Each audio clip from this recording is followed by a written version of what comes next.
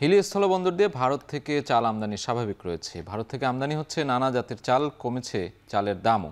তবে এই মাসেই শেষ হচ্ছে বেসরকারি পর্যায়ের চাল আমদানির অনুমতি। এ বিষয়ে বিস্তারিত জানাতে হিলি স্থলবন্দর থেকে যুক্ত আছেন আমাদের সহকর্মী সোহেল রানা। সোহেল রানার সাথে যুক্ত হতে চাই।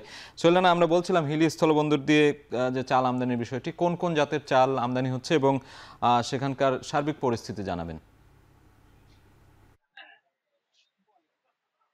সাজিদ, ভারত থেকে চাল আমদানি বন্দর দিয়ে অব্যাহত রয়েছে। আমরা বিশেষ করে দেখছি যে প্রতিদিন প্রায় 50 থেকে 60 ট্রাক চাল আমদানি হচ্ছে ভারত থেকে। তবে এই চালগুলোর মধ্যে বিশেষ করে চিকন জাতের যে চালটি রয়েছে সেটি বেশি আমদানি হচ্ছে, যেমন চম্পা কাটারি রয়েছে, মিনিকেট রয়েছে, 40-94 জাতের রয়েছে এবং স্বর্ণা 5 জাতের চাল রয়েছে। আসলে এই কয়েকটি জাতের চাল কিন্তু ভারত থেকে আমদানি হচ্ছে এবং সেই আমদানিকৃত চালগুলো বন্দরে আসবার পর বন্দরের ব্যবসায়ীরা কিন্তু এখান থেকেই এই চালগুলো বিক্রি করছেন এবং দামও বেশ কম রয়েছে এখন পর্যন্ত। আমরা যেটি দেখছি বিশেষ করে স্বর্ণা 5 যে চালটি রয়েছে সেটি 48 থেকে 49 টাকা কেজি দরে বিক্রি হচ্ছে এবং শম্পা কাটারি যে চিকন জাতের চাল রয়েছে সেটি মান ভেদে 62 থেকে 66 টাকার মধ্যে বেচা কিনা হচ্ছে এবং 40-94 মিনিকেট যে চালগুলো রয়েছে সেগুলো 55 থেকে 56 টাকা কেজি দরে বিক্রি হচ্ছে, যা কয়েকদিন আগেও কিন্তু এটি 60 টাকার উপরে ছিল। এই চালগুলোর দাম প্রায় 60 টাকা 70 টাকা কেজি দরে ছিল, সেটি কিন্তু অনেক কম দামে বিক্রি হচ্ছে। সেটি সাধারণ যারা ক্রেতা রয়েছেন তাদের জন্য স্বস্তির খবর। তবে একটা বিষয় হচ্ছে যে এই মাসেই